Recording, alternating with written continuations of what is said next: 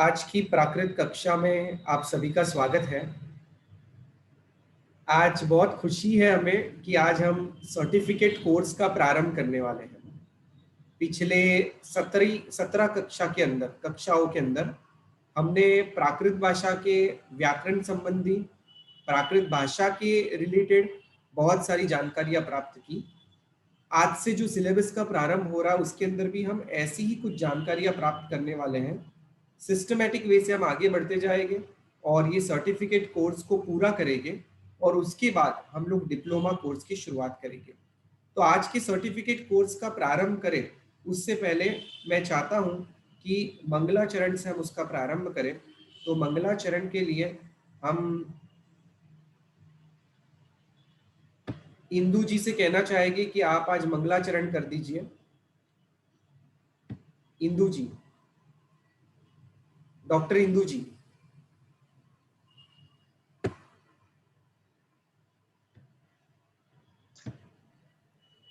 हमारी जय जिनेंद्र जी को।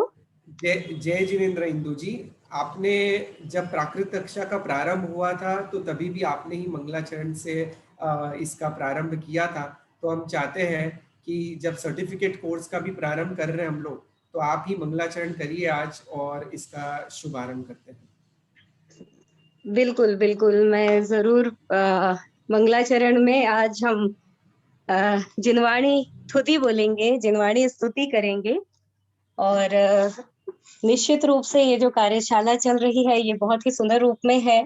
बहुत प्रसन्नता के साथ सभी लोग इसको पढ़ रहे हैं। तो मैं प्रारंभ करती हूँ।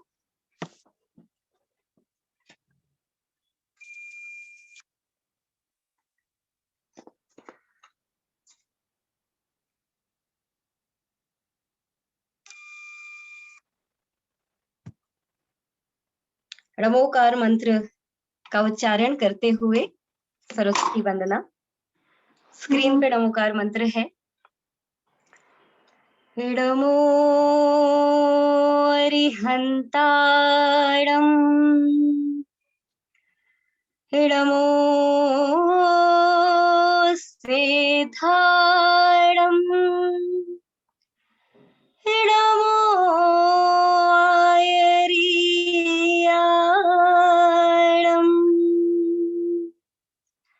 इडमो छायाणम्, इडमो लोए सब साहुणम्।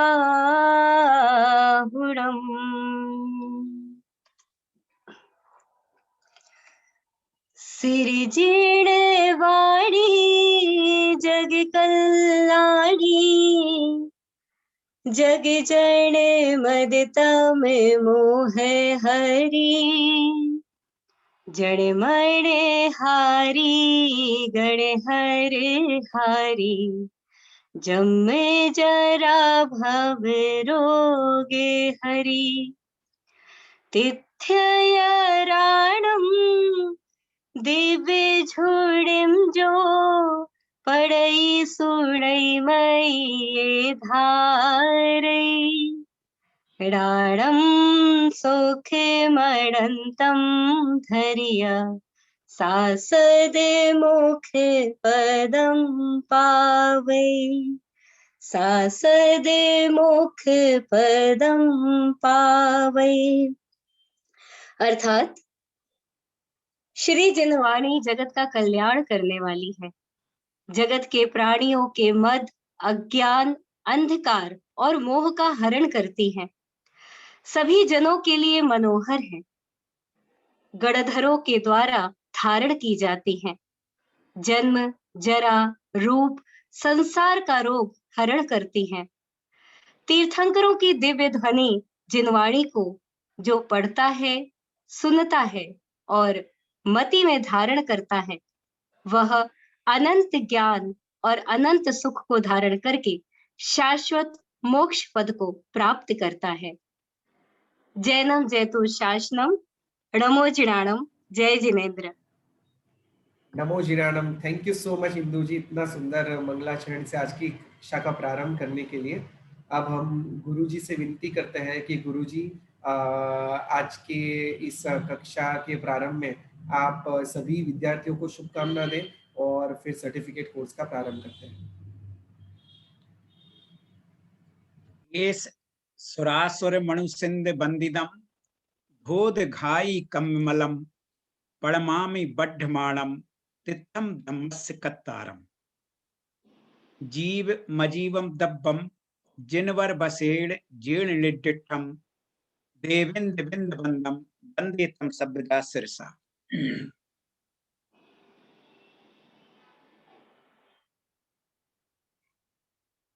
सभी को नमो जनानम। और इस प्राकृत पाठशाला में आप सभी का बहुत बहुत स्वागत है। हम दिसंबर से इस पाठशाला में प्राकृत का अभ्यास कर रहे हैं और बहुत अच्छी तरह से मुझे बहुत खुशी है कि सभी लोग इतने सब प्रबुद्ध लोग और विशिष्ट जन लोग इससे जुड़ करके प्राकृत का अभ्यास कर रहे हैं, सीख रहे हैं। और जो अभी तक अभ्यास आप लोगों ने किया है, ये समझ लीजिए कि आप लोगों की बुनियाद इतनी अच्छी हो गई है सभी लोगों की कि अब जो भी पढ़ेंगे इतना सरल लगेगा आप लोगों को, इतना सरल लगेगा कि यानी ये सर्टिफिकेट कोर्स जो है बहुत कम समय में पूरा हो जाएगा। क्योंकि अब मैं देखिए आप लोग इतने प्राकृत सीख गए हैं और इतनी समझ भी गए हैं कि अब हमें ज्यादा इसमें कुछ नहीं, बल्कि मैं चाहता हूं कि आप लोग बस, मैं तो सामने रहूंगा, अब आप लोग उसका आगे बढ़ाइएगा इस विषय को और देखिएगा बढ़ाएंगे। क्योंकि मैं तो खाली ये रखूंगा सामने। और प्राकृत सर्टिफिकेट देखिए दो तरह के इसमें, ये श्रवण बेलगोला की प्राकृत विद्यापीठ जो मैसूर यूनिवर्सिटी से संबंधित है, उसका जो कोर्स है बहुत व्यवस्थित है। इसमें सर्टिफिकेट कोर्स भी है, प्रथमा कोर्स भी है, डिप्लोमा कोर्स भी है प्राकृत का।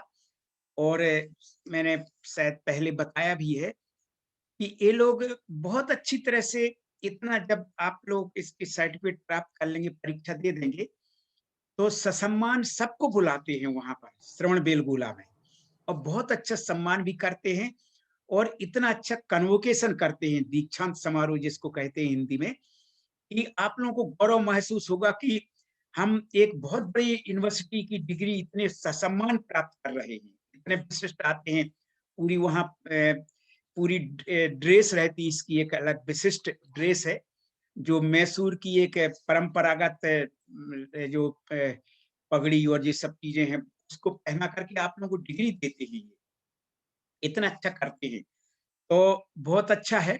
अब हम अभी तक जितना सीख गए हैं और जितना आप लोगों ने मेहनत करके बड़ी प्रसन्नता से चल रहे हैं, तो अब हम प्राकृत सर्टिफिकेट कोर्स जो है उसको कर लेंगे 1-2 महीने में। उसके बाद में डिप्लोमा, जिसकी आप लोगों ने फॉर्म मतलब आवेदन किया है परीक्षा के लिए, जिसकी परीक्षा देना है, उसको पढ़ेंगे। पर जो प्रारंभ में जो इसका हिंदी में दिया हुआ है, अभी आ रहा है आपके सामने जैसे स्क्रीन पर है, प्राकृत भाषा का स्वरूप, व्यापकता और महत्व, तो यही चीज आप लोगों को डिप्लोमा में भी शुरू में मिलेगी, यही चीज प्रथमा के कोर्स में भी मिलेगी। यही लगभग जो भूमिका दी है। क्योंकि जब तक हम कोई चीज का जो चीज पढ़ रहे हैं उसका महत्व तो नहीं समझेंगे, उसकी क्या व्यापकता है, उसका क्या स्वरूप है, उसका क्या मतलब है, वो है महत्व तो है, आप समझ रहे, और उसका क्या वैभव है, जब तक हम ये नहीं जानते हैं और तब तक हम उसको अंदर से खुशी, आनंद पूर्वक, और ऐसा ऐसे ही जैसे कि हम लोग एक नई चीज और एक अपूर्व चीज, जो अनुपम चीज है, उसको सीख रहे हैं। ये जैसे हम कभी भगवान के प्रति भक्ति आती है तो हम लोग लगते हैं कि बस जो जो अंदर की भक्ति आती है, जो भगवान के प्रति, वीरेंद्र देव के प्रति या और अपने इष्ट देव के प्रति जो भक्ति आती है, तो वही भक्ति हमें इस भाषा के प्रति आना चाहिए। तभी हम भक्ति आएगी हमारे अंदर, उसके प्रति श्रद्धा आएगी। तो आप लोग देखिएगा कि बोले थे ना, कहा गया श्रद्धा में लभते ज्ञानम, जो श्रद्धावान व्यक्ति होता है, जो श्रद्धा से कोई चीज को ग्रहण करता है, उसको इतनी जल्दी जल्दी आता है ज्ञान की कुछ पूछे मत। और आप लोगों को की विशेषता तो ये है कि आप लोगों को कोई ये नहीं है, आप लोगों को तो ये है कि हम अपने आगमों को, अपनी प्राकृत भाषा को जाने, अपने आगम पढ़ सकें, अपने जो पूर्वाचार्यों ने इतने अच्छे महत्वपूर्ण प्राकृत भाषा में ग्रंथ लिखे हैं, उसको समझें, उसको उसका रहस्य समझ सकें खुद उस मूल भाषा से। इस दृष्टि से आप लोग ये प्राकृत भाषा को सीख रहे हैं, पढ़ रहे हैं, तो ये बहुत अच्छी बात है।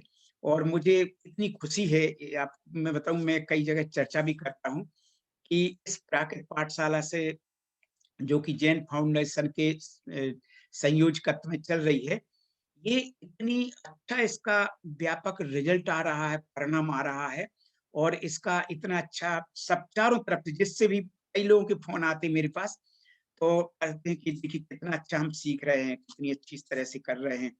और इसमें से कुछ ऐसे भी मेरे बनारस आए थे कुछ दिन पहले, जो दीक्षार्थी हैं, जिनको मुमुक्षु कहते हैं, वो भी आए थे, तो वो लोग भी बड़े कृतज्ञ थे, इतने कहने कि इतनी अच्छा हम लोग को। अब हम लोग क्योंकि दीक्षा लेने वाले हैं मुनि की या साथ उसकी, तो अब तो उसमें हमारी सार्थकता रहेगी ये पढ़ना, और हम लोग आगम को मूल भाषा से पढ़ेंगे तो उसका अलग ही आनंद है। तो बहुत हम सभी का बहुत स्वागत करते हैं, और अभिनंदन भी करते हैं सभी का कि आप लोग इतने प्राकृत को बड़े प्रेम से समझ रहे हैं, पढ़ रहे हैं, और इतनी भूमिका आप लोगों की बन चुकी है, इतना ज्ञान आप लोगों को हो चुका है कि अब जो पढ़ेंगे बहुत सरल लगेगा। क्योंकि हम लोगों को भी इतने वर्षों से अनुभव है कि क्योंकि हम यहाँ जब यूनिवर्सिटी में पढ़ाते थे, तो यहाँ पर ज्यादातर अजैन विद्यार्थी आती थी। अब उनकी धारणाएं किस तरह की रहती, तो उनको जैन दर्शन पढ़ाना तो किस तरह से पढ़ाना है ये हम जानते थे। तो हम लोग उनको 1-2-3 महीने कोई पुस्तक नहीं देते थे, खाली सिद्धांत बताते थे कि ये इस तरह की है, इस तरह का है, ये जैन दर्शन है, और दूसरे ये है, तो इसकी उससे अलग क्या है इसमें जैन दर्शन में। फिर उसके बाद जब पढ़ते थे तो उन लोग को श्रद्धा भी रहती थी और बहुत इजी वो चीजें समझ जाती थी।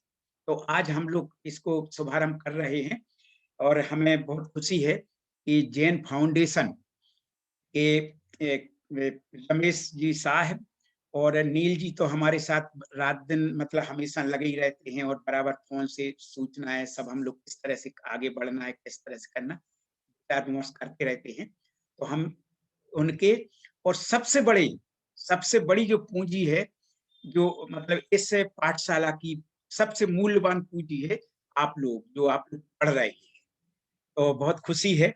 अब हम इसको प्रारंभ करते हैं, तो शुरू कर दें क्या नील भाई? हैं? हाँ अच्छा, गुरु जी, अच्छा, हाँ। शुरू करिए। तो देखिए, ये हेलो। ये ये आप हम केवल देखिए, इसमें आप लोगों को पढ़ने का ज्यादा है, क्योंकि ये सब चीजें भी आप लोग समझ चुके हैं। पहले मेरा पहले नील भाई ने व्याख्यान कराया था, तो उसमें भी पढ़ चुके हैं, समझ चुके हैं, और बीच बीच में भी हम बतला चुके हैं सब चीजें, तो कोई नई बातें नहीं है इसमें। इसमें केवल आप लोगों को पढ़ना है, मगर आज हम लोग जल्दी जल्दी में करेंगे। तो देखिए, ये जो है भाषा विज्ञान, जो जानते हैं जिसको लिंग्विस्टिक कहते हैं, भाषा विज्ञान, या यहाँ तो लिंग्विस्टिक के अंतर्गत भाषाओं का कैसे विकास होता है, और एक भाषाओं से अनेक भाषाएं कैसे निकलती हैं, और एक व्यापक परिवार बन जाता है भाषाओं का। तो ये सब चीजें इन सब में बतलाई हैं। जैसे सबसे पहले हम चलते हैं प्राकृत भाषा का स्वरूप, इसकी व्यापकता, मतलब इसकी चारों तरफ कितना फैली हुई है प्राकृत भाषा, कितना विशाल साहित्य है, और इसका कितना महत्व है पढ़ने का, ये इसमें बतलाया गया है। तो देखिए, सबसे पहले तो ये एक आर्य भाषा, आप लोग आर्य से मतलब दूसरी जो जातियां होती हैं उनको मत समझिएगा। एक भाषाओं का जो लिंग्विस्टिक के अंतर्गत है ना, भाषा विज्ञान के अंतर्गत, ये अलग अलग भाषाओं को अलग अलग कैटेगरी में रखा गया है। तो भारतीय भाषा आर्य भाषाओं का एक परिवार है, बहुत बड़ी फैमिली है।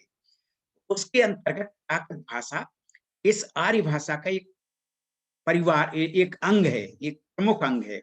और एक ये आर्य भाषा है। और प्राकृत भाषाविदों ने, भाषाविद माने भाषा वैज्ञानिकों ने इसको क्या, इसका यानी जो प्राकृत और वैदिक भाषा में जो ध्वनि तत्व एवं विकास की प्रक्रिया है, उस दृष्टि से अनेक महत्वपूर्ण अनेक समानताएं हैं। मेरा एक लेख है, अगर मैं कभी आप लोगों को दे भी दूंगा। यहाँ श्रवण बेलगोला में ही एक प्राकृत मणि करके कोई इस तरह की कोई पत्रिका निकलती थी, उसमें मेरा आया था कि वैदिक भाषा यानी वेदों की भाषा और प्राकृत भाषा में क्या समानता है। तो आप सब लोगों को इतना आश्चर्य हुआ जब इन लोगों की तुलना की गई कि प्राकृत यानी वैदिक भाषा में यानी वेदों की जो भाषा है, देखिए ये जो आज संस्कृत चलती है ये लौकिक संस्कृत कहलाती है, और वेदों की संस्कृत अलग है, यानी वैदिक संस्कृत और लौकिक संस्कृत, इनमें काफी कुछ अंतर है। तो जो वैदिक वेदों की जो संस्कृत भाषा है उसमें प्राकृत भाषा की बहुत सारी चीजें मिलती, बहुत सी समानताएं हैं। तो ये दोनों मतलब ऐसा लगता है कि दोनों का एक साथ विकास हुआ है और बराबर आदान प्रदान भी हुआ है। ध्यान रखिएगा, कभी भी भाषाओं का जो होता है, एक भाषा से दूसरी भाषा, जैसे आज हम एक उदाहरण के रूप में बताएं, जैसे आज हम लोग हिंदी बोलते हैं, मगर हिंदी में भी हम लोग या हिंदी या मराठी या कन्नड़ या तमिल, जो कोई महाराष्ट्री, जो कोई बात जो भी भाषा बोलते हैं, उसमें आज आज के समय का भी प्रभाव रहता है। क्योंकि हम लोग देखिए उसमें अनेक अंग्रेजी शब्द भी बोल देते हैं, अनेक हिंदी के शब्द आ जाते हैं, अनेक संस्कृत के शब्द आ जाते हैं। तो ये भाषाओं का एक भाषा का दूसरी भाषाओं पर प्रभाव पड़ता है। और ये जो अपनी प्राकृत भाषा है, अपनी मतलब इस भारत की मूल भाषा है, ध्यान रखिएगा, तो इसका इतनी बड़ी व्यापकता है, इतना बड़ा महत्व है कि आप जैसे जैसे पढ़ेंगे तो आप लोगों को लगेगा कि अभी तक हम लोग कहाँ थे, हम लोग इसके महत्व को क्यों नहीं समझ पा रहे थे, और देश के दूसरे मतलब दूसरे लोग इसके महत्व को क्यों नहीं समझ पा रहे हैं। तो उसके कई कारण हैं, वो कभी बताएंगे, मगर हमें यहाँ पर इसको समझना है। तो हम केवल इसको शुरू में पढ़ करके फिर आपको थोड़ा थोड़ा केवल हम मतलब एक इसके केवल सारभूत सूत्र रूप में आपको, सूत्र माने संक्षेप में आपको बताते चलेंगे। तो मैंने जैसे बताया कि ये अतः ज्ञात होता है कि वैदिक भाषा और प्राकृत के विकसित होने का कोई एक लौकिक समान धरातल रहा है। इसी जनभाषा माने जो जो जनसाधारण लोग बोलते हैं हमेशा, तो ये इसी जनभाषा के समान तत्वों पर ही इन दोनों भाषाओं का मतलब वैदिक भाषा और प्राकृत भाषा का भवन निर्मित हुआ है। प्रसिद्ध भाषा वैज्ञानिक हुए हैं एक बहुत बड़े बाकर नागल, उन्होंने कहा कि प्राकृतों का यानी प्राकृत भाषाओं का अस्तित्व निश्चित रूप से वैदिक बोलियों यानी वेदों की जो भाषा है वो बोलियों में समाहित है, उनके साथ साथ वर्तमान था। यानी जब वैदिक भाषा में वेद लिखे जा रहे थे, वो सामान्य रूप में लोग विशेष करके जो वैदिक लोग थे वो उसको बोलते थे, तो उसमें बहुत से तत्व ऐसे थे जो प्राकृत भाषा की थी। तो एक तरह प्राकृतों का अस्तित्व निश्चित रूप से वैदिक बोलियों के साथ साथ वर्तमान था। इन्हीं प्राकृतों से परवर्ती साहित्यिक प्राकृतों का विकास हुआ है। ये देखिए क्या है कि उन्हीं बोलियों के आधार पर जो आज साहित्य लिखा गया है, जैसे जितना आगम साहित्य मिलता है हमारा, चाहे कुंदाचार्य का हो, चाहे हरिभद्राचार्य ने भी बहुत सी चीजें लिखी, चाहे इन्होंने हेमचंद्राचार्य ने बहुत सारी ग्रंथ लिखी, तो ये साहित्यिक प्राकृतिक कहलाती है। और इसके अतिरिक्त जो संस्कृत के नाटक हैं, जैसे कालिदास का अभिज्ञान शाकुंतलम है, भवभूति का उत्तर रामचरित है, और जितने प्राचीन नाटक हैं उन सब में प्राकृत के डायलॉग, जिनको हम संवाद कहते हैं, वो सबसे ज्यादा है।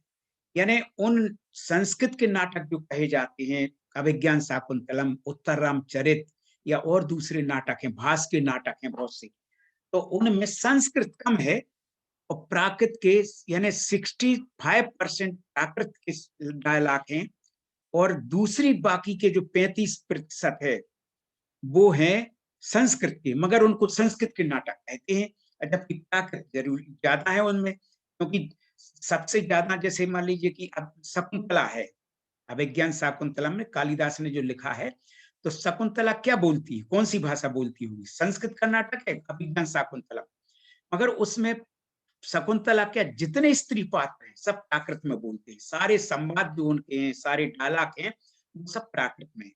और इसके अतिरिक्त 2-3 पात्रों को छोड़ के बाकी के सब प्राकृत बोलते हैं, यानी जैसे नौकर, चाकर, स्त्री पात्र, बालक सब प्राकृत में बोलेंगे। केवल राजा, महामंत्री या जो जैसे पुजारी ये जो रहते हैं, पंडित जी वगैरह या पुजारी रहते, वो केवल जो इस तरह के पात्र रहते वो संस्कृत में संवाद हैं और बाकी के प्राकृत में संवाद है। तो उनमें प्राकृत ज्यादा है, मगर उनको नाटक, संस्कृत नाटक बोलते हैं। और उसका कारण क्या हुआ है कि प्राकृत का पठन पाठन हम लोगों की, यानी हम लोगों ने सजगता नहीं रखी, इस कारण से कम हो जाने से अब उन नाटकों में प्राकृत जो थी उसको उन्होंने दबा दिया। संस्कृत आज आप कोई भी नाटक खोल के देख लीजिए, चाहे अभिज्ञान शाकुंतलम देख लीजिए, उसमें उन्होंने नीचे डाल दिए हैं प्राकृत के डायलॉग और ऊपर उनकी संस्कृत करके डाल दी। तो संस्कृत के आधार पर नाटकों को पढ़ाया जा रहा है, यानी जो संवाद प्राकृत में बोले गए थे उनको संस्कृतीकरण करके, यानी संस्कृत में कन्वर्ट करके और फिर वो उनको बोलते हैं। और यही स्थिति सबकी है, यानी सारी प्राकृत को लोप कर दिया गया इस तरह से, ठीक है ना, कम कर दिया गया। मगर अब इस तरह की जागृति सब में आई है, बहुत अच्छी जागृति आ रही है। तो और ऐसे नहीं कि खाली जैनी लोग उसमें लगे हों, दूसरे लोग ही बहुत लगे हैं कि अब उसको पुनर्जागृत करना है, इसको पुनः यानी जीवंत भाषा बनाना है, जीवंत, ठीक है ना, क्योंकि आज इसको कोई ये नहीं कह सकता कि मृत भाषा है, इसका कोई भाषा का प्रचलन कम हो सकता है, मगर इतना विपुल साहित्य, सारे आगम इस प्राकृत भाषा में, तो उसको हम मृत भाषा या ये नहीं कर सकते कि जीवंत भाषा नहीं है, ऐसा नहीं, ठीक है। तो जीवंत भाषा बनाना है। अब इस दृष्टि से आप लोगों की रुचि का हम बहुत स्वागत करते हैं कि आपकी इतनी अभिरुचि है प्राकृत के पढ़ने में। अब देखिए, ये जनभाषा प्राकृत, जनभाषा प्राकृत का मतलब क्या हुआ? जैसे आज हिंदी या महाराष्ट्र में मराठी, कन्नड़ में कन्नड़, कर्नाटक में कन्नड़, तमिल में तमिल भाषा, बिल्कुल आम भाषा। जनभाषा माने आम भाषा। तो पहले जनभाषा प्राकृत ही थी, पूरे देश में हर जगह यही बोली जाती थी। उसका उदाहरण आपको बताएं, आप लोग कह सकते कैसे बोली जाती होगी। समय पे लोप जरूर हो गई, मगर ये जनभाषा हर कोई पूरे प्रांतों में, पूरे देश में हर कोई, कश्मीर में इतना तक कि तिब्बत और अपने देश के जो बाहर के प्रदेश है, नेपाल या और भी अफगानिस्तान, इन सब में प्राकृत बोली जाती थी पहले, यानी अलग अलग प्रदेशों की अलग तरह की थोड़ी हट की प्राकृत। तो ये एक मातृभाषा रही है, जनभाषा रही है। और उसका कारण है, आपको बताएं कैसी जनभाषा थी कि जब अशोक, सम्राट अशोक जो बुद्ध के बहुत बड़ा भक्त था, उसने पूरे देश में 2000 के करीब शिलालेख लिखवाए, बड़ी बड़ी चट्टानों पे। आप लोग कभी गिरनार जी जाएं तो आप लोग वहां की ये कहिए कि हमें वो अशोक शिलालेख देखना है, अलग से एक जगह गुफाएं बनी हुई है, तो हम तो जब जाते हैं तब वो उनको देखते भी हैं। तो उसने जो शिलालेख लिखवाए, तो उस समय की जनभाषा क्या होता कि जैसे मान लीजिए कि कहीं बोर्ड लगाना है, गांव में बोर्ड लगेगा, तो अगर अंग्रेजी में लगेगा तो कौन समझेगा? वहां पे हिंदी में उसकी, उस गांव की जो बोली है, चाहे कन्नड़ की हो चाहे कहीं की हो, उसी भाषा में। तो उसने जो शिलालेख लिखवाए, 2000 के करीब शिलालेख हैं, तो उसने जो लिखवाए वो प्राकृत भाषा में लिखवाए, क्योंकि जनभाषा थी, हर कोई पढ़ लेता था। उसको अपना संदेश, उसको कि हम जनता के बहुत हितैषी हैं, हम ये कल्याण करना चाहते हैं, सबका एक दूसरे का ध्यान रखें, एक दूसरे से प्यार करें, इस तरह की जो उसने पूरे शिलालेख लिखवाए थे, प्राकृत भाषा में ही लिखवाए। मगर लिपि ब्राह्मी थी, और ब्राह्मी लिपि भी आप जानते हैं कि वो जो ऋषभदेव की ज्येष्ठ बड़ी पुत्री थी ब्राह्मी, ऋषभदेव ने उसको जो अक्षर कला सिखाई, वो ब्राह्मी लिपि उसी के नाम से प्रचलित हुई। और आज पूरे भारत की नहीं, विदेशी अनेक लिपियां भी इसी ब्राह्मी लिपि से निकली है, पूरी इसी से सब विकास हुआ है, ब्राह्मी लिपि, सारी भाषाओं का विकास। तो ये तो उसने बुद्ध ने, अच्छा हाँ एक बात और बतला दें, क्या हुआ कि पहले जैसे भगवान महावीर का समय था, जब अंतिम तीर्थंकर भगवान महावीर की, तो इनका सब समय था, तो उस समय वेदों की संस्कृत भाषा का बहुत महत्व था। तो मगर वो क्या थी, उच्च वर्ग की भाषा थी, निम्न वर्ग को तो केवल उससे परिचित ही नहीं कराया जाता था। तो ना वो सुन सकते थे वेदों को, ना कुछ कर सकते थे दूसरी भाषा। तो भगवान महावीर और बुद्ध वगैरह जब आए, तो उन्होंने कहा कि हमें अगर साधारण जनसाधारण का, यानी जो दबे कुचे जो जनसाधारण है, जो जिनको कभी धर्म सुनने को नहीं मिलता, कभी तत्व ज्ञान सुनने को नहीं मिलता, तो अगर हमें हमारे पास जो केवल ज्ञान के द्वारा जो हमें एक अपूर्व ज्ञान की उपलब्धि हुई है, तो अपने प्रवचनों के माध्यम से हम उन तक वो ज्ञान पहुंचाएंगे, उन तक। तो अगर संस्कृत में बोलते वो, तो केवल एक वर्ग विशेष ही समझ पाता उसको। तो उन्होंने जनभाषा, उस समय जनभाषा प्राकृत थी, तो जनभाषा प्राकृत में ही उन्होंने अपने प्रवचन किए। तो ये बुद्ध महावीर, तो भगवान बुद्ध की जो है, उन्होंने पाली भाषा में किया प्रवचन, और भगवान महावीर ने प्राकृत भाषा में, जिसको अर्धमार्ग दिया और ये सब भाषाएं कहते हैं। तो बुद्ध, ये पाली भाषा जो है, बुद्ध भगवान ने जो उपदेश दिए, जैसे त्रिपिटक है उनकी, अभिधम्म पिटक, विनय पिटक वगैरह जो उनके मूल ग्रंथ हैं, वो भी पाली भाषा में। तो पाली भाषा भी प्राकृत का एक फॉर्म है, एक रूप है, वो अलग नहीं है कोई, ठीक है ना। तो जैसे सौर सैनिक प्राकृत है, अर्धमागधी प्राकृत है, महाराष्ट्री प्राकृत है, प्राकृत के 5-6 भेद हैं। उसी प्रकार से पाली भी एक प्राकृत का ही भेद है, ठीक है ना। तो ये बतलाया। तो उस समय देखिए, इसमें लिखा भी है कि प्राकृतों का अस्तित्व निश्चित रूप से वैदिक बोलियों के साथ साथ वर्तमान था, मतलब विद्यमान था। इन्हीं प्राकृतों से परवर्ती साहित्यिक प्राकृतों का विकास हुआ है, यानी साहित्यिक जो साहित्य में जो प्राकृत आ गई, उसी से विकास हुआ है। तो अब ये हाँ, अब देखिए, मैंने जनभाषा की बता दी कि मातृभाषा थी। अब इसमें ये है कि ईसा पूर्व 300 से लेकर,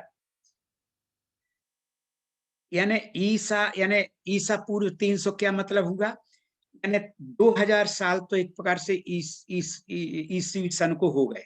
जैसे 2021 चल रहा है ना इस समय, तो 2021 सन हो गए। अब उसके 300 साल पहले से, यानी 2300 साल पहले से लेकर और 400 ईसा तक, 400 ईसा तक मतलब 400 ईसा मतलब होता है कि 1600 साल पहले तक, इन 700 वर्षों में लगभग 2000 लेख प्राकृत में लिखे गए। यानी मैंने अभी बताया ना, अशोक के शिलालेख है, दूसरे हैं, जैसे खारवेल का शिलालेख है इधर उदयगिरी खंडगिरी में, ये चीजें हैं।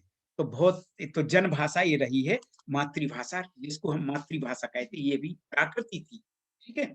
अब अभिव्यक्ति का माध्यम, और अभिव्यक्ति का माध्यम भी यही था। कैसा था कि इसे महल से लेकर के झोपड़ी तक, यानी हर कोई इसको जानता था उस समय पे। जैसे मान लीजिए, एक उदाहरण के रूप में बताएं, जैसे अभिज्ञान शाकुंतलम कालिदास का नाटक है, तो अब शकुंतला बोल रही है प्राकृत में संवाद, और दुष्यंत जो उसका मतलब राजा है, वो बोल रहा है संस्कृत में।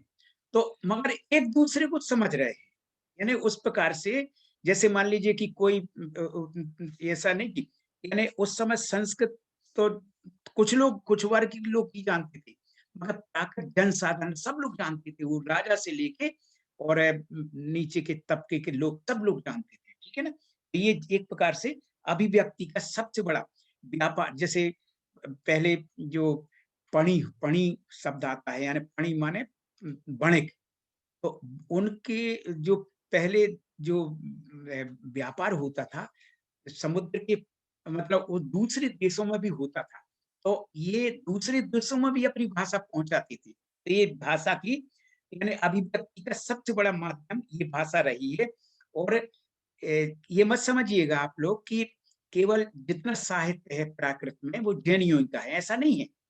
आपको बताना बहुत सारा साहित्य ऐसा है कि जिसे दूसरे मतलब दूसरे लोगों दूसरे वर्ग ने लिखा है। यानी जैसे मान लीजिए गाथा सप्तशती है, एक हाल कवि ने लिखी है, और भी कई चीजें लिखी हैं। तो इस तरह से ये गाथा कोश भी है। तो इस तरह से बहुत, और मैंने बताई है कालिदास हैं, भवभूति है, ये जो नाटककार हुए हैं, अश्वघोष है, अश्वघोष नहीं, यहाँ तो इस तरह से जितने नाटक संस्कृत के मिलते हैं तो बहुत सारे हैं। तो ये होता रहा है। अब क्या है आगे, काव्यात्मक सौंदर्य देखिए इसमें। ये तो अभिव्यक्ति का साधन हो गया प्राकृत। वैदिक युग में लोक यानी वैदिक युग में वेदों में संस्कृत थी विशेष, मगर उसकी उस समय पे जन भाषा प्राकृत थी, लोक भाषा थी। उस समय पे प्राकृति बोली जा रही थी। अब नील भाई थोड़ा आगे बढ़ाइए। हाँ, ये काव्यात्मक सौंदर्य, ये काव्यात्मक सौंदर्य की तात्पर्य हुआ कि काव्यों में, यानी ये मत समझिए कि खाली हमारे आगम ही प्राकृत में है। काव्य, महाकाव्य, खंड काव्य, मुक्तक, और इतना तक कि पूरे प्योर एक राजशेखर हुए हैं, बहुत बड़े कवि, कश्मीर के कवि थे बहुत बड़े। उन्होंने काव्य मीमांसा वगैरह ग्रंथ कई लिखे हैं, मगर उन्होंने प्राकृत में ही पूरा ग्रंथ नाटक लिख दिया, छोटा लघु नाटक जिसको सट्टक बोलते हैं, कर्पूर मंजरी। और कुछ जैन कवियों ने भी इस तरह के सट्टक यानी छोटे छोटे पूरे प्योर नाटक लिखे हैं प्राकृत में। तो ये है, ये मुक्तक काव्य, बहुत सारे चीजें मतलब इसमें है, चंपू काव्य भी इसमें है। और एक और बताए, अलंकारों के प्रयोग लिखा ना, जैसे गाथा है। यानी क्या हुआ है, आप लोगों को शायद थोड़ी शायद उस विषय में पढ़ा भले ही नहीं होगा, मगर यहाँ ज्ञान कर लें हम लोग। क्या होता है, हर चीज के लक्षण ज्ञान होते हैं, लाक्षणिक साहित्य होता है। लाक्षणिक साहित्य का मतलब होता है कि जैसे कभी आप लोगों को कोई छंद का ज्ञान करना है, या अलंकार, जैसे अलंकार ऐसे कि जैसे, या रस का ज्ञान करना, श्रृंगार रस, वीर रस, ये करना है, अलंकार होते हैं। तो इन सब का जो प्रयोग होता था, ये इनके एक शास्त्र बने हुए हैं, किस तरह के अलंकार होंगे, किस तरह के छंद होंगे, किस तरह के उनका प्रयोग होगा। तो एक जैसे आपको पता है, मम्मट हुए हैं बहुत बड़े लेखक, वो साहित्यकार, अभी नहीं, करीब मेरी समझ में 10वीं शताब्दी के आसपास हुए होंगे। तो मम्मट ने काव्य प्रकाश नाम का एक ग्रंथ लिखा, उसमें जो और रसगंगाधर, यानी ऐसे कई लाक्षणिक ग्रंथ हैं जिनको अलंकार शास्त्र बोलते हैं। और जैन कवियों ने भी, जैनाचार्यों ने भी लिखे हैं अलंकार शास्त्र। तो अब उनमें क्या किया है कि एक बात, यानी वो सब संस्कृत के हैं, संस्कृत के ग्रंथ है। मगर जब उन लोगों ने, जैसे मान लीजिए किसी ने अभिधा, लक्षणा, व्यंजना, इस सब की 3 शक्तियां होती हैं। तो अब लक्षणा क्या कहलाएगी, व्यंजना क्या कहलाएगी, इसका लक्षण उन्होंने संस्कृत में बता दिया। मगर जब उदाहरण बताना था, तो उनको संस्कृत में नहीं मिले, उनको उन्होंने प्राकृत में गाथाएं जो लेकर के, क्योंकि वो अभिव्यक्ति जो जो भावों की अभिव्यक्ति और जो एक स्वाभाविक अभिव्यक्ति होती है, जो जो प्राकृत में है, वो कहीं नहीं मिलेगी आपको किसी भाषा में। तो उन्होंने उदाहरण यानी लक्षण बना दिए, जैसे जैसे कोई मान लीजिए कि कोई श्रृंगार रस को कहना है, तो उन्होंने श्रृंगार रस को कह दिया कि श्रृंगार रस का ये लक्षण है, वीर रस का ये लक्षण है। मगर जो उदाहरण दिए वो प्राकृत की गाथाएं दी। अभिधा, लक्षणा, व्यंजना में उन्होंने प्राकृत की गाथाएं उद्धृत की उन्होंने, इस तरह से। तो ये लाक्षणिक ग्रंथों में बहुत सारी चीजें आई हैं। और अब मैंने वैदिक भाषा और प्राकृत, वैदिक वेदों में इतनी सारी प्राकृत है, इतने सारे शब्दों का प्रयोग है कि उनकी संस्कृत नहीं बन सकती। प्राकृत की कई लोग संस्कृत बना देते हैं, जैसे हमने बताया कि गच्छई, गच्छति बन जाता संस्कृत में। ऐसे, मगर ऐसे कई शब्द हैं वेदों में जिनकी संस्कृत नहीं बनती, यानी जो वो लौकिक भाषा के शब्द हैं, और वो प्राकृत के हैं जिनका मतलब संस्कृतिकरण हो ही नहीं सकता। इस तरह की शब्द है। तो वैदिक भाषा और प्राकृत में बहुत सी समानताएं हैं। ये है। अब देखिए प्राकृत भाषा के प्रमुख भेद प्रभेद। अब आप लोग ये समझिएगा कि प्राकृत भाषा एक भाषा नहीं है। जैसे हम एक देखिए, अभी हम लोग जो पढ़ रहे हैं वो सामान्य प्राकृत है, यानी जनरल जो प्राकृत है, जिसमें जनरल प्राकृत का मतलब होगा कि इसमें कई प्राकृतों के लक्षण आ जाते हैं, ठीक है ना। तो ये हम लोग सामान्य प्राकृत पढ़ रहे हैं, पर प्राकृत के अनेक भेद हैं और अलग अलग युगों की अलग अलग प्राकृत रही है। जैसे आदि युग में, तो आदि युग में क्या है, आदि युग में जो प्राकृत होती थी वो होती थी जैसे तीर्थंकरों के उपदेश हैं, वो आदि मतलब प्रारंभिक युग का प्राकृतों का, जिसमें आर्ष प्राकृत कहते हैं। देखिए उसमें लिखा है आर्ष प्राकृत का मतलब हो गया। आपको एक नई चीज बता दें, नई चीज इसलिए मैं नई नहीं है, मैं आप लोगों के लिए शायद नई हो सकती है। देखिए आर्ष प्राकृत क्या है, इसमें देखिए यानी प्राकृत के अनेक रूप प्राप्त होते हैं। जैसे आर्ष प्राकृत, शिलालेखी प्राकृत, निया प्राकृत और इस तरह के अनेक और बता दिए धम्मपद की प्राकृत, यानी पाली, यानी पाली का प्रमुख ग्रंथ है। जैसे अपने जैनियों का मुख्य अगर प्राकृत में ग्रंथ अब कहेंगे तो समण सुत्तम है, और पाली का यानी बुद्धों का बौद्ध धर्म का प्रमुख ग्रंथ माना जाता है ये धम्मपद। तो अब इसकी भाषा, और एक अश्वघोष हुए हैं बहुत बड़े, उनके करीब कई नाटक मिलते हैं। तो एक इन नाटकों की प्राकृत, यानी नाटकों की भी बड़ी प्राकृत मिलती है, अलग थोड़ी सी हटके इन प्राकृतों से, मगर है सब प्राकृतों की। जैसे एक उदाहरण के रूप में बताएं, अच्छा प्राकृतों के इतने भेद क्यों होगा, अब और भी प्राकृतें हैं, जैसे अर्धमागधी प्राकृत, सौरसैनी प्राकृत, महाराष्ट्र की प्राकृत और भी कई प्राकृत। तो ये आ रहे हैं, जैसे अर्धमागधी प्राकृत है, सौरसैनी प्राकृत है, शिलालेखी प्राकृत है। तो इन सब में थोड़ा सा अंतर है। एक निया प्राकृत है, तो जो दूसरे भारत के पड़ोसी देश हैं जैसे अफगानिस्तान है, तिब्बत है या और दूसरे हैं, वहां पर निया प्राकृत भाषा थी, पर थोड़ी सी हट करके प्राकृत होती। और उसका कारण आपको बताना, क्यों ये सब अलग अलग प्रांतों की अलग अलग भाषा क्यों होती है। क्योंकि इसलिए होती है अलग अलग प्राकृत कि वहां के उच्चारण में अंतर होता है। जैसे आपको बताएं, जैसे कई जगह का उच्चारण, जैसे आप लोग चीन में जाएंगे तो वहां का अलग तरह का उच्चारण मिलेगा, कहीं पे दूसरी जगह जाएंगे तो, और उनमें उसी के अनुसार भाषा में भी भेद हो जाता है। भाषा वही है, प्राकृत है, मगर थोड़ा सा, जैसे आप एक और उदाहरण के रूप में बताएं, जैसे समझ लीजिए कि हिंदी है, आज हिंदी को ही अपन देख लें, आप हम तो हिंदी हिंदी की बात यह है, अलग अलग प्रांतों की अलग अलग तरह की हिंदी होती है। अभी नील भाई बोलेंगे तो उनकी अलग से हिंदी दिखती है, कन्नड़ के लोगों की सुनेंगे तो अलग तरह की हिंदी होती है, तमिल के लोगों की अलग तरह की हिंदी बोलेंगे, दिल्ली के अलग बोलेंगे, बम्बई के लोग अलग तरह की बोलेंगे। तो हिंदी के अलग अलग रूप हो गए। हिंदी एक है, मगर हिंदी के एक अलग उन प्रदेशों का, उन क्षेत्रों का अलग प्रभाव उन भाषाओं पर पड़ता है, वो उसी तरह का उच्चारण करते हैं, है ना। तो ये हो जाती है इसी प्रकार से जैसे हिंदी के इतने विविध रूप मिलते हैं, उसी प्रकार के प्राकृत के अब अलग अलग रूप मिलते हैं। जैसे अर्धमागधी प्राकृत था पहले, अर्धमागधी प्राकृत में थोड़ा सा देखिए एक दूसरे के प्राकृत के लक्षण में थोड़ा सा अंतर होता है।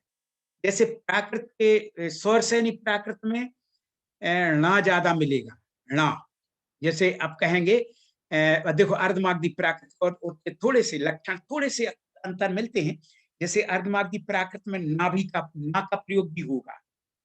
जैसे अंतर बता दें अर्धमागधी और सौरसैनी में, जैसे अगर वो ज्ञान को अर्धमागधी में कहेंगे नाणम, मगर सौरसैनी प्राकृत में णाणम, इस तरह से कहेंगे। तो थोड़ा सा कई कई तरह के थोड़े से अंतर हैं। अब शिलालेखी प्राकृत भी है। इसके बाद हाँ मागधी प्राकृत है। मागधी प्राकृत में जैसे अभी आप लोगों ने नियम पढ़ा कि केवल 3 प्रकार के सा होते हैं, दंती सा, मूर्धन्य सा और तालब सा। तो केवल दंती सा का प्रयोग ही प्राकृत में होता है, मगर मागधी प्राकृत में तालव्य सा का भी प्रयोग मिलेगा। ठीक है ना। अब आपको कभी पढ़ेंगे आप लोग मागधी प्राकृत, तो पुरुष को पुरुष पुरुष होता है ना, जैसे पुरुष के लिए उसमें पुलिस कहा है, पुलिस। अब ये पुलिस जो आजकल जो चलती है, पुलिस कहाँ से आई? इसी प्राकृत से आया है शब्द पुलिस। ठीक है ना।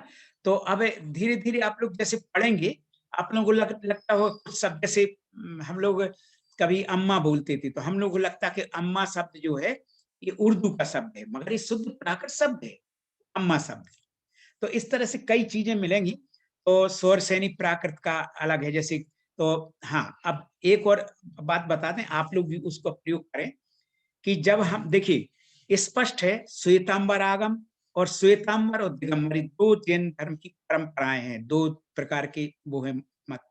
तो अब है हम लोग कभी डायरेक्ट श्वेतांबर नहीं बोलते, ना डायरेक्ट दिगंबर बोलते। हम लोगों को अगर आगमों की बात आती है, तो आगमों की बात आती है तो हम लोग क्या करते हैं, हम लोग बोलते हैं जैसे श्वेतांबर बोलना है, हम लोग बोलते हैं अर्धमागधी आगम, क्योंकि श्वेतांबर को परंपरा के जितने आगम है वे सब अर्धमागधी में है, अर्धमागधी भाषा में। अच्छा, दिगंबरों के आगम है वो सब सारे के सारे स्वर सैनी प्राकृत में है। ठीक है ना। तो हम लोग अगर दिगंबर शब्द को बोलना है तो हम कहते हैं स्वर सैनी प्राकृत आगम साहित्य, मतलब दिगंबर साहित्य। सठखंडागम है, कसाय पावड़ है, कुंद कुंदाचारी के ग्रंथ है। और अर्धमागधी में तो आप जानते हैं 11 अंग मिलते हैं, फिर उपांग मिलते हैं, फिर प्रकीर्णक मिलते हैं और कई प्रकार के मूल सूत्र मिलते हैं। बहुत विशाल साहित्य है अर्धमागधी का। तो इस तरह से अब शिलालेखी एक प्राकृत होती है, शिलालेखी प्राकृत और ये इन प्राकृतों में थोड़े से अंतर मिलता है, क्योंकि शिलालेखी प्राकृत बिल्कुल ग्रामीण, जैसे गांव में अब एक शिला पड़ी है, उसमें वो उन्होंने अशोक ने शिलालेख खुदवा दिया कि ये इस तरह प्रजा रहेगी, इस तरह से सुख शांति से रहे और ये कहे अहिंसा का पालन करे, शिकार कोई ना करे, इस तरह के उपदेश लिखाते थे उस समय पे। तो जन साधारण जो पढ़ सके, तो इसमें वो थोड़ी उस शिलालेखी प्राकृत में थोड़ा सा अंतर। इसी प्रकार की एक तीसरी पढ़ती है निया प्राकृत। निया प्राकृत का क्या है, जैसे चाइना में उस समय जो भाषा चलती थी, तुर्किस्तान में चलती थी, अफगानिस्तान में जो चलती थी, वो सब उसको निया प्राकृत कहते थे। ये भी प्राकृत से मिलती जुलती है। फिर एक है चौथी मिलती है धम्मपद की प्राकृत। नील भाई थोड़ा आगे बढ़ाइए, आज हम काफी कुछ कर लेंगे, ये तो कर ही दें हम कम से कम। हाँ हाँ, थोड़ा आगे, हाँ सुगोष की हो गई। हाँ आगे और थोड़ा बढ़ाइए आगे। हाँ सॉरी, धम्मपद की प्राकृत। हाँ हाँ, ठीक ठीक ठीक है, ठीक है, धम्मपद की प्राकृत। हाँ थोड़ा सा और, हाँ देखिए अशुघोत के नाट, हाँ धम्मपद की प्राकृत। एक है जैसे धम्मपद जो मिलता है मूल, वो मिलता है इसमें पाली में, मगर एक प्राकृत का भी धम्मपद मिलता है। उसकी भाषा जो है, उसकी भाषा पूरी पैसाची प्राकृत से मिलती जुलती प्राकृत है। ठीक है ना। तो इस तरह से वो धम्मपद की प्राकृत को उसको एक अलग मान लिया गया। ठीक है ना। अब एक अश्वघोष के नाटकों की प्राकृत, अरे अश्वघोष ने कमाल के बहुत नाटक लिखे, बहुत सारे नाटक लिखे हैं, संस्कृत के हैं कहलाते, मगर उनमें उनमें सबसे ज्यादा प्राकृत के डायलॉग हैं, सब संवाद हैं। ठीक है ना। तो उसके प्राकृत थोड़ी सी अंतर दिखता है। ठीक है ना। जैसे कभी आप लोग पढ़ें कुंद कुंदाचारी की प्राकृत और आचारांग सूत्र की प्राकृत, तो आपको अलग दिखेगा। और इन प्राकृत, इन भाषाओं के आधार पर, जैसे कभी कभी किसी आचार्य ने अपना टाइम नहीं लिखा, जैसे कुंद कुंदाचार्य ने अपना समय नहीं लिखा कि हम कब हुए, किस सन में हुए, किस संवत में हुए, या निर्माण कभी नहीं लिखा। कई आचार्यों ने कुछ नहीं लिखा अपना। तो उसका जो निर्धारण किया जाता कि किस समय के है, उसमें भाषा बहुत बड़ी चीज हो जाती है। भाषा जो है, भाषा के आधार पर हम उन आचार्य का निर्धारण कर लेते हैं कि उनके समय में इस तरह के ये प्रचलन में रहे हैं शब्द, उसके आधार पे ये निर्णय कर लेते। तो ये अश्वघोष के नाटकों की प्राकृत हुई। फिर देखिए ये है सब आदिकाल की प्राकृत। ठीक है। अब आएगी मध्ययुग की प्राकृत। मध्ययुग में क्या हुआ है कि जो कालिदास हुए हैं, यानी ईसा की दूसरी शताब्दी लेके यानी 1800 साल से लेके 1400 साल तक, 1800 से लेके 1400 साल पहले तक, यानी ईसा की दूसरी शताब्दी से लेकर छठी शताब्दी तक का प्राकृतों का प्रयोग बहुत बढ़ गया था। खूब प्राकृतों का प्रयोग, हर कोई लिखता था प्राकृतों। तो महाकवि भास ने, जो ऊपर ने भी अनेक नाटक लिखे हैं, वो भी प्राकृत, वो मध्ययुग की प्राकृत है। शूद्रक ने नाटक लिखे हैं। शूद्रक बहुत बड़े कवि हुए हैं, नाटककार, उन्होंने भी लिखे हैं। तो हाँ, शूद्रक का एक बहुत बड़ा नाटक है, कभी आप लोग पढ़िएगा। उससे जैसे उसमें जितने प्राकृतों का प्रयोग है कहीं किसी में नहीं किया, यानी उसमें 10-12 प्रकार की प्राकृतों का प्रयोग किया। और सबसे ज्यादा प्राकृत है जिसने मृच्छकटिकम, उसका नाटक है मृच्छकटिकम, शूद्रक का नाटक है। और अगर आप लोगों ने एक फिल्म देखी हो, कौन सी फिल्म थी, उत्सव, अगर किसी ने कभी ध्यान हो, उत्सव नाम की फिल्म नहीं हो देखी हो तो उसको आप देखिए। उत्सव फिल्म में एक मृच्छकटिकम की कहानी पूरी की गई है। मृच्छकटिकम का मतलब होता है मिट्टी की गाड़ी, जो बच्चे लोग नहीं खींचते हैं, चलाते हैं खेल खेल में गाड़ी। तो मृच्छकटिकम मतलब होता है मिट्टी की गाड़ी। तो वो इस पर नाटक बहुत अच्छा लिखा है। और यही चीज उसमें एक उत्सव फिल्म आई थी, उसमें इसमें बहुत अच्छा उसका जहां का तहां उसका वो अच्छा वर्णन किया गया था। तो ये है, ये लोक जीवन का प्रतिनिधि नाटक है ये मृच्छकटिक शूद्रक का। तो उनका उसका प्रयोग किया गया है। ये मध्ययुग की है। अब मध्ययुग के बाद आती है हाँ नील भाई बढ़ाइए थोड़े आगे। हाँ, अब मध्ययुग में क्या है, मध्ययुग में ये जो लिखे गए नाटकों की प्राकृत है और दूसरी प्राकृत, तो इसमें महाराष्ट्र की प्राकृत, इसमें काव्य, महाकाव्य, चरित काव्य, पुराण और बहुत से ग्रंथ लिखे गए प्राकृत। तो एक महाराष्ट्र की प्राकृत होती है, जिससे मराठी आज की जो मराठी चलती है महाराष्ट्र में, इसी महाराष्ट्री प्राकृत से उसका जन्म हुआ है। ठीक है ना। फिर एक मागधी प्राकृत, मागधी देखिए देशों के नाम पर हैं, प्राकृतों के अधिकांश नाम देशों पर हैं। जैसे अर्धमागधी है, तो अर्धमागधी का मतलब हुआ आधे मगध की भाषा और आधी दूसरे प्रदेशों की भाषा, तो वो अर्धमागधी हुई। मागधी क्या हुई, मगध जो देश था ना, जो बिहार में है, वो मागधी प्राकृत है। महाराष्ट्र की प्राकृत क्या है, प्राकृत चलती थी पूरे देश में, मगर महाराष्ट्र में थोड़ी सी अंतर से चलती थी। और आपको बताएं, जो अपन लोग आज पढ़ रहे हैं, जो अपन अनुवाद करते हैं, ये सब करते हैं, तो ये महाराष्ट्र की प्राकृत जिसे सामान्य प्राकृत करते, इसी के आधार पर पढ़ी जाती है। इसी के आधार पर सारी जो संवाद और चीजें होती, तो महाराष्ट्री प्राकृत का ही आजकल जो प्रयोग करते इसके आधार पर पढ़ाते हैं। और मागधी प्राकृत की तो मैंने बतला ही दिया, कई कई विशेषताएं उसकी हैं। और फिर पैसाची प्राकृत, पैसाची प्राकृत का मतलब होगा कि जो एक जैसे ये होते ना, ये कभी किसको कहते हैं, जो ऐसे प्रदेश जहां पर जिसको क्या कहना चाहिए उसको, दक्षिण अफ्रीका वगैरह में, हाँ दक्षिण अफ्रीका वगैरह में, जो या भारत के उत्तर पश्चिम प्रांतों के कुछ भाग को पैसाच देश कहते थे, वहां पर विकसित इस जनभाषा को पैसाची भाषा कहा जाता था। उसका भी नाम उसका भी नाम इसमें मिलता है। और इस भाषा में बृहत कथा, एक बहुत बड़ा, मैं बताऊं आपको, जो आज संस्कृत में, दूसरी भाषाओं में, मराठी में, चाहे गुजराती में, जितनी कथाएं मिलती हैं, कथा ग्रंथ मिलते, उसका मूल कथा ग्रंथ था पूरा, तो प्राकृत भाषा में था, जो लुप्त हो गया आजकल। तो बड्ड कहा जिसके कहते थे, गुणाढ़ की बड्ड कहा, तो वो बहुत बड़ा ग्रंथ था। उसी के आधार पर सारी कथाएं, चाहे वो कभी संस्कृत में हितोपदेश है या दूसरे जो कथाएं मिलती, सब इसी के आधार पर मिलती है। अब इसके बाद प्राकृत ने लगभग 6वीं और 7वीं शताब्दी में अपना जनभाषा अथवा मातृभाषा, इसमें लिखा ना कि इस तरह की, यानी हाँ,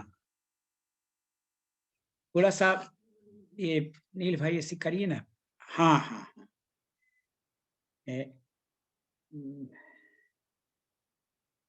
थोड़ा सा और नीचे करिए, यानी 5वां नंबर निकाल दीजिए, 5वां। 5वां नंबर या 6ठा नंबर? पैसाची चलने दी, पैसाची, ठीक है, ठीक है। तो जो पैसाची जो भाषा है, ये 6वीं से 7वीं शताब्दी में जनभाषा रही पूरी, और इसी ने आपको बताएं, एक बड़ा भ्रम फैलाया गया है, आपको बता भी दें, भ्रम ये फैलाया गया है कि संस्कृत भाषा से सारी भाषाओं की उत्पत्ति हुई है, जबकि प्राकृत से ही सारी भाषाएं आई। आज हिंदी है, हिंदी से कहां से आई? हिंदी से डायरेक्ट अपभ्रंश आई। अपभ्रंश यानी जो अनेक जैन कवियों की और दूसरे कवियों की जो भाषा होती थी, अपभ्रंश भाषा, वो भाषा आई, उससे डायरेक्ट की फिर हिंदी और दूसरी भाषाएं विकसित हुई है, ठीक है ना। कभी इस पे भी बताएंगे कि देखिए इसमें लिखा हुआ भी है कि अपभ्रंश भाषा प्राकृत और हिंदी भाषा को परस्पर जोड़ने वाली कड़ी है। थोड़ा ऊपर करिए, हाँ। वह आधुनिक भारतीय आर्य भाषाओं जैसे राजस्थानी, हाँ, राजस्थानी, गुजराती, मराठी आदि भाषाओं की जो मुझे, तो ये उसकी यानी भाषाओं की अवस्था है। और अपभ्रंश, 1 मिनट में निकाल लूं, हाँ, इसी में से पढ़ दूं, ठीक है। हाँ, अपभ्रंश भाषा को बतला रहे। अपभ्रंश भाषा में और प्राकृत भाषा में आपको थोड़ा सा, आपको प्राकृत भाषा में तो जैसे चरियम मिलेगा, जैसे चरितम, जैसे पौम चरियम, पद्म चरित, चरियम आएगा, और उसी को अपभ्रंश में चरियु, यानी यम की जगह उ शब्द आ जाता है, ठीक है ना, ज्यादातर। तो प्राकृत में सरलता की दृष्टि से जो बाधा रह गई थी, उसे अपभ्रंश भाषा ने दूर करने का प्रयत्न किया। कारकों, विभक्तियों, प्रत्ययों के प्रयोग में अपभ्रंश निरंतर प्राकृत से भी सरल होती गई। देखिए अभी वैसे भी प्राकृत इतनी सरल है, कितनी चीजों को हटा दिया गया, द्विवचन नहीं होते हैं, और कई चीजें नहीं होती, जैसे चतुर्थी और षष्ठी एक ही विभक्ति होती है, तो उससे भी सरल अपभ्रंश भाषा है। और अपने अनेक महाकाव्य और इतने सारा विशाल साहित्य अपभ्रंश भाषा में। ग्वालियर के बहुत बड़े कवि हुए हैं रैथू।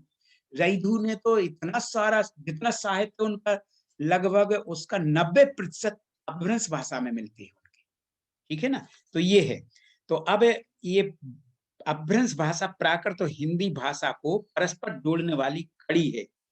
वह आधुनिक भारतीय आर्य भाषाओं जैसे गुजराती, राजस्थानी, मराठी आदि की पूर्ववर्ती अवस्था है। अपभ्रंश भाषा में 6वीं शताब्दी से 12वीं शताब्दी तक पर्याप्त साहित्य लिखा गया। अपभ्रंश भाषा का महत्व प्राकृत और आधुनिक आर्य भाषाओं के आपसी संबंध को जानने के लिए बहुत आवश्यक है, अपभ्रंश भाषा का ज्ञान। और कभी आप लोग जयपुर जाएं तो वहां पे एक अपभ्रंश भाषा अकादमी है, जिसके निदेशक प्रोफेसर कमल चंद सौगानी है। तो जाइए, कितना विशाल साहित्य वहां से भी प्रकाशित है अपभ्रंश का, और वो लोग अपभ्रंश भाषा को विकसित करने में लगे हुए हैं। अब आती है प्राकृत और आधुनिक भाषाएं। मैंने आप लोगों को एक बात कही है बीच में, वो मैं पूछूंगा भी। मैंने कही थी कि आप लोग अपने आसपास जितनी चीजें बोलते हैं, जितना शब्दों का व्यवहार करते हैं, उनमें खोजिए कि कौन से शब्द प्राकृत का है।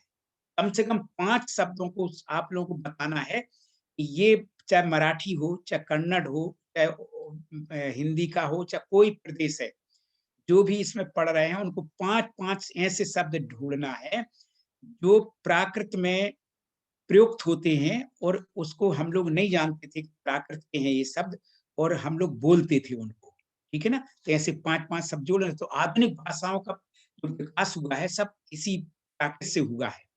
तो जैसे मराठी का बहुत पुराना संबंध है, ठीक, ये एक। और हाँ, जैसे अपभ्रंश भाषा में 6ठी शताब्दी से 12वीं शताब्दी तक पर्याप्त साहित्य लिखा गया, और अपभ्रंश भाषा का महत्व प्राकृत और आधुनिक भारतीय भाषाओं के आपसी संबंध को जानने के लिए बहुत आवश्यक है।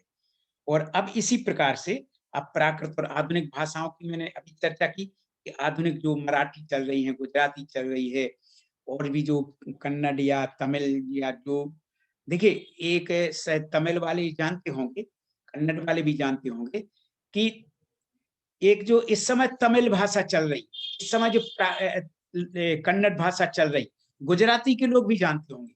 इस समय जो गुजराती भाषा चल रही, पुरानी गुजराती भाषा और आज की भाषा, आज जो गुजराती बोली जा रही, इसी प्रकार से पुरानी कन्नड़ भाषा और आज की कन्नड़ भाषा, इसी प्रकार से तमिल, पुरानी तमिल और आज की तमिल में अंतर है। कोई जरूरी नहीं कि जो आज की तमिल जान रहा है उसको पुरानी तमिल जानता हो, थोड़ा बहुत समझ भाव समझ लेता है, पर भाषाओं का विकास होता है धीरे धीरे। तो ये है। तो अब प्राकृत और मराठी भाषा का बहुत पुराना संबंध है। महाराष्ट्र की प्राकृत मराठी भाषा के विकास में महत्वपूर्ण भूमिका निभाई है। अतः दोनों भाषाओं का अध्ययन एक दूसरे के लिए पूरक है। दक्षिण भारत की अन्य भाषाओं में प्राकृत के कई शब्द प्राप्त होते हैं, और आधुनिक भाषाओं के विकासक क्रम की अंतिम अवस्था हिंदी है। देखिए ये क्या कह रहे हैं कि आधुनिक भाषाओं के विकास की अंतिम अवस्था, यानी प्राकृत से अपभ्रंश आई, अपभ्रंश से पुरानी हिंदी, जैसे जो तुलसीदास ने रामचरितमानस लिखा, या कबीर के दोहे मिलते हैं, या सूरदास के मिलते हैं, ये सब पुरानी हिंदी कहलाती है। तो उसी से, तो अपभ्रंश से पुरानी हिंदी आई और उस हिंदी से आज की हिंदी आई, ठीक है ना। तो ये भाषाओं का विकास है, तो इनका सीधा संबंध प्राकृत भाषा से है और किसी से नहीं, ध्यान रखिएगा। तो ये आप लोगों को मैंने अपनी बात बताई। अब हम अपने पास समय हो रहा है, थोड़ा सा ये इतनी बातें बताना बहुत जरूरी था, क्योंकि अब मैंने इतना बतला दिया, तो आप लोगों को अब इनको पढ़ना है। अपने आप पढ़िए, फिर आप लोगों को जी सब चीजें आप लोगों ने पढ़ ली तो आप लोगों को समझ में भी आएगा। फिर अपन लोग प्राकृत साहित्य का परिचय, कुछ क्या क्या साहित्य रहा है अपना प्राकृत में, कितना है। अर्धमागधी का तो सब लोग जानते हैं कि आचारांक सूत्र कृतांक, मूल सूत्र, उत्तराध्ययन, 10 वैकालिक, और प्रत्याख्यान, जो बात के जो सूत्र मिलते, जैसे अतुर प्रत्याख्यान वगैरह जो सूत्र मिलते हैं, कई बहुत बहुत विशाल साहित्य अर्धमागधी भाषा का, जिसे हम श्वेतांबर आगम कहते हैं, ठीक है ना। तो ये फिर धीरे धीरे हम लोग कराएंगे कि सौर सैनी का कितना साहित्य, अर्धमागधी का कितना साहित्य, ये भाषाएं जानते। अब आप लोग अच्छी तरह से पढ़ लीजिएगा। मुझे ये आज बताना इसलिए जरूरी था कि आप लोगों को कोई कठिनाई ना हो। अब आप लोगों ने जितना सुन लिया है, सार रूप में हमने इतने पृष्ठों का, 4 पृष्ठों का, 5 पृष्ठों का आपको सार बता दिया है कि इनमें ये लिखा है। इनको आप बड़ी बारीकी से पढ़िएगा, और जो चीज समझ में ना आए, कोई किसी भी चीज का कंफ्यूजन हो, या हमें ये बात स्पष्ट नहीं हो रही, तो आप लोग अगली कक्षा में उससे जरूर पूछिएगा। और जितना मैं बताऊं आपको, हम जितना बताएं आपको कि जितने प्रश्न आप करेंगे इसमें, हमें लगेगा कि आप लोग गहन गहराई से अध्ययन कर रहे हैं, ठीक है ना। तो आज मैंने अपनी इस तरह की बात को आपके सामने प्रस्तुत किया, और अब हम लोगों का दायित्व है कि इन प्राकृत भाषाओं को पढ़ करके बताएं, जन जन को पहुंचाएं। और मैंने पहले भी आप लोगों से बात कही है कि आप लोग अपने परिवार में भी कुछ शब्दों का प्रयोग करें, परिवार में भी कुछ वाक्यों को बोलें, तो समझेंगे क्या है, किस तरह से है। तो कुछ ना कुछ संस्कार परिवार के सदस्यों में भी निश्चित रूप से पड़ते हैं, ठीक है ना। और विशेषकर बच्चों में तो इतनी जल्दी आता है, बच्चों को तो रटा दीजिए, आप लोग गाथाएं रटा दीजिए, रटवा दीजिए आप लोगों को। जैसे ये समण सुत्तम की गाथाएं रटा दीजिए, कभी उत्तराध्ययन की गाथाएं हैं वो रटवा दीजिए, खूब याद करवा दीजिए। चाहे प्रवचन सार की, समय सार की, द्रव्य संग्रह की, ऐसे कई लोग हैं जिनको द्रव्य संग्रह की पूरी 48 पूरी गाथा 58 गाथाएं पूरी की पूरी याद है। एक शुरू अभी बनारस में ही हम अभी समय सार का अध्ययन करा रहे थे, कुछ दिन पहले पूरा हुआ था। तो समय सार का अध्ययन कराते कराते इतना हो गया कि कुछ महिलाओं ने तो 150 गाथाएं लगातार याद कर ली। उनको 200 गाथाएं याद आने शुरू करेंगी तो 200 गाथाएं बिल्कुल उनकी याद कंठस्थ से सुना देंगी आपको। ऐसी तो ये क्या होता है आज के समय में, दूसरे विषय तो होते हैं कुछ समझने की, मगर कुछ विद्याएं ऐसी होती हैं कि उसको उसका अर्थ भले ना समझो, पर उनको रट के याद कर लो। जो याद कर लेता है वो बाद में जाकर के फिर उसका अर्थ समझते तो बहुत आनंद आता है। देखिए कई हम लोग कई मतलब विद्वान हैं, कई लोग हैं जो प्रवचन करते हैं, तो वो बीच बीच जैसे हम लोग मुनि महाराजों के भी, साधुओं के द्वारा जो जब प्रवचन सुनते हैं तो वो बीच में जो गाथाएं बोल देते हैं, श्लोक बोल देते हैं, तो उन्होंने सब याद किए हैं पढ़ते पढ़ते, तो आज वो उपयोग में ला रहे हैं। तो इसलिए जितना जो कुछ याद कर सके प्राकृत की गाथा रट डालिए आप लोग। हम बीच बीच में देंगे आप लोगों को कि ये गाथाएं याद करके देखना है। बहुत अच्छी अच्छी चुनिंदा गाथाएं बताएंगे आप लोगों को, ठीक है ना। तो आज तो अपना समय हो गया और मुझे इतना बताना जरूरी था, यद्यपि हम जल्दी ही जो यहाँ प्राकृत का अंश है, प्राकृत के अंश पे आएंगे, पर प्रारंभ की ये सब चीजें बतलाना बहुत जरूरी था। और अब आपको जब प्राकृत का जो आगे है, प्राकृत साहित्य का परिचय, प्रमुख कवि और ग्रंथ, जब आप इनको देखेंगे तो लगेंगे कि हम लोग कहाँ हैं, क्यों नहीं अभी तक ये सब चीजें पढ़ी या देखी, जानी क्यों नहीं हम लोगों ने, है ना। ये बात है। ठीक है नील भाई, हमने अभी आज का ये वो कर दिया। और थैंक यू सो को मच कुछ प्रोफेसर साहब। हाँ, किसी को अगर कोई प्रश्न है तो एक आध प्रश्न ले सकते हैं और उसके बाद हम सेशन को विराम देंगे। अगर किसी को कोई प्रश्न है तो हैंड रेज कर सकते हैं। हाँ, अनिमेश जी कुंडू, आप पूछ लीजिए प्रश्न। गुरुजी मेरे एक प्रश्न है, जो आगम शब्द का अर्थ क्या है? आगम साहित्य जो है जैन का, तो आगम साहित्य का आगम का अर्थ क्या है? आगम का अर्थ होता है, आगम माने आप्त पुरुषों के वचन। आप्त पुरुष माने जैसे तीर्थंकरों के वचन है, वो आप्त होते थे, सर्वज्ञ होते थे ना तीर्थंकर। तो सर्वज्ञों के वचन या सर्वज्ञों के वचनों को जिन्होंने ग्रहण किया है, उनके आधार पर जो ग्रंथ लिख दिए, जैसे मान लीजिए कि सर्वज्ञों की वाणी सुनी या उनके उनके आगमों को हृदयंगम करके बाद के आचार्यों ने जो ग्रंथ लिख दिए, जिन्हें जैसे जैसे मान लीजिए कि दूसरे आचार्यों ने, जैसे कुंद आचार्य ने प्रवचन सार आदि लिख दिए, तो वो भी आगम माने आप्त वचन। आप्त माने होता है सर्वज्ञ, सर्वज्ञ की वाणी को या तीर्थंकरों की वाणी को आप्त वचन कहते हैं और उन्हीं को आगम कहते हैं। अपने जितने आगम हैं वो मूल, जैसे हम लोग जब कभी प्रतिज्ञा करते हैं कि जब शास्त्र प्रवचन शुरू करते हैं तो हम लोग शुरू से पढ़ते हैं कि ये जो हमारी परंपरा से प्राप्त हुआ है आगम, जो हमारे पूर्वाचार्य थे वो थे, उनके द्वारा जो हमें प्राप्त हुआ उसे हम आज प्रस्तुत कर रहे हैं। जैसे मान लीजिए कि आज आप कोई आपसे कहें कि आप कुछ 5 मिनट 7 तत्वों पे बोलिए। 7 तत्व जो है ना, जीव अजीव आश्रय बंध संबंध निद्रा मोक्ष, 7 तत्वों पे अपना कुछ वचन बोलिए, इनका क्या अर्थ है। तो आपने तो उनको जाना नहीं, आप लोगों ने केवल शास्त्रों से पढ़ करके, तो वो शास्त्र किनके हैं, वो आचार्यों द्वारा प्रणीत है, आचार्यों के द्वारा रचे गए हैं। और आचार्यों को वो कहाँ से प्राप्त हुआ, तीर्थंकरों की वाणी से, आगमों से। तो वो सब आगम और आगम की परंपरा, ये कहलाता है आगम, ठीक है ना। यानी केवल ज्ञान के द्वारा उन लोगों ने जो केवल ज्ञान की जो प्राप्ति हुई थी, उन्हें ज्ञान की प्राप्ति हुई थी तीर्थंकरों के, और फिर उन्होंने जो अपने प्रत्यक्ष अनुभव किया उसको जो लिखा, उसको जो उन्होंने शंकर लिखते तो है नहीं, उनके गणधर हैं, गणधर सुन करके हम दूसरे लोगों को सुनाते हैं, वही परंपरा से चली आई, तो दूसरे आचार्यों ने लिख दिया, ठीक है ना, वही आ गया।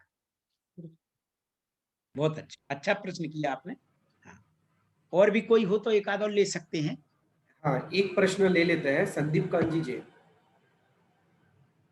आप अनम्यूट कर सकते हैं। संदीप खान जी।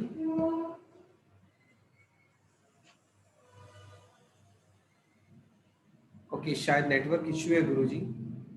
अभी दिख रहे थे, अभी दिख रहे थे। हाँ हाँ, कोई नहीं।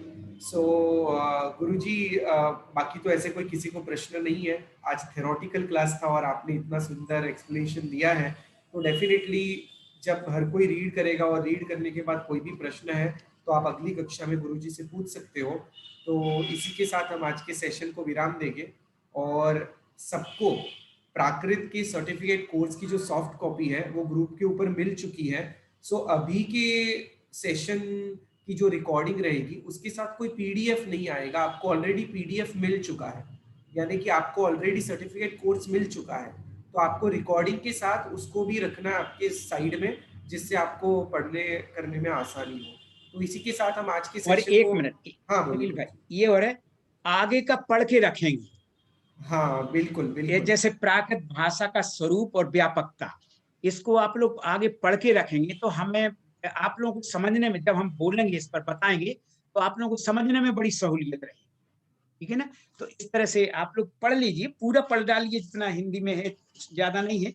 उसके बाद हम प्राकृत चलाएंगे, प्राकृत की जो अपना शुरुआत होती ना, तो वो चलाएंगे, ज्यादा नहीं है, 10-15 पेज का है, आप पढ़ लीजिएगा। फिर उसके बाद अच्छा, इसको पढ़ने से एक फायदा होगा, यही चीज आपको डिप्लोमा में भी मिलेगी शुरू में, प्रारंभ में, इसमें से और थोड़ा सा और बढ़ा के, तो वो आप लोगों को सरलता हो जाएगी, उसमें भी अपन को ज्यादा उलझना नहीं पड़ेगा, क्योंकि आप लोग जाने हुए रहे। और कोई चीज समझ ना हो तो आप अगले क्लास में समझें और पढ़ें जरूर, पूरा पढ़ डालें। हिंदी 15-16 पेज की है, पूरा पढ़ डालें। ठीक है गुरुजी, सो इसी के साथ हम कक्षा को विराम देंगे और जगत के सभी जीवों का कल्याण हो, जगत के सभी जीवों का मंगल हो, जगत के सभी जीव हमारे मित्र है, कोई भी हमारा वैरी नहीं है, इस भावना के साथ प्रार्थना। अणु परमाणु शिव बनी जाओ, अखा विश्व नु मंगल थाओ, सर्वे जीवो मोक्षे जाओ। खामिनी सव्व जीवे सव्वे जीवा खमंतु में, मित्ति में सव्व भूयेसु वैरम मज्जन केणै। सर्वथा सौ सुखी थाओ, पाप ना कोई आचरो, राग द्वेष की मुक्त बनीने, समता सौ समाचरो। प्रणाम। और एक अनाउंसमेंट करना चाहूंगा कि आप सब लोग जैन फाउंडेशन जो वेबिनार्स होस्ट कर रहा है वो सब ज्वाइन कर रहे होंगे। तो आपके कोई भी फीडबैक्स हो तो आप आपके फीडबैक जरूर दीजिए, जिससे हमें वेबिनार्स को इम्प्रूवमेंट करने में सहायता मिले। सो आपको www.jainfoundation.in वेबसाइट के ऊपर जाना है और वहां फीडबैक के ऑप्शन में आपको आपके फीडबैक्स डालने हैं। साथ ही साथ अगर आप जैन फाउंडेशन के लिए वॉलंटियरिंग करना चाहते हैं तो हमारा वॉलंटियर्स के लिए भी फॉर्म ओपन है। सो आप वो भी वेबसाइट के ऊपर जाके फिलअप कर सकते हो, जिससे हम ये कार्य में जुड़े और जितने लोगों तक इसका प्रचार प्रसार कर सके वो करने की कोशिश करें। थैंक यू सो मच, धन्यवाद। नमो जनार्दन।